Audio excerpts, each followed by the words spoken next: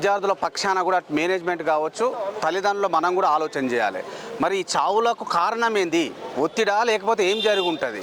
ఇక్కడ మనం గమనించాల్సిన విషయం ఏంటంటే 7వ తరగతి చదువుతున్న సుమారు 10 నుంచి 12 ఏళ్ల బాలుడు ఆత్మహత్య చేసుకోవాల్సి ఎందుకు వచ్చిందన్న కోణాలు కూడా మనం ఆలోచన చేయాలి. సరే, నిన్న రాత్రి ఇక్కడ మరి క్యాంపస్లో ఒక దురదృష్ట ఘటన జరిగిందనే చెప్పవచ్చు మనం.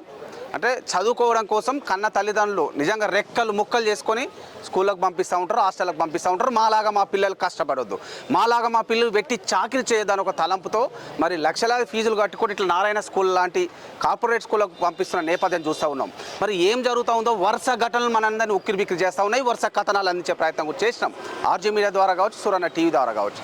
అయినప్పటికీ ఈ ఘటనలోకి ఒక ఫుల్ స్టాప్ అనేది పడట్లేదు, కంటిన్యూ అవుతూనే ఉన్నాయి, కొనసాగుతూనే ఉన్నాయి. మరి తల్లిదండ్రులకు శోకాన్ని మిగిలిస్తూ ఉంది.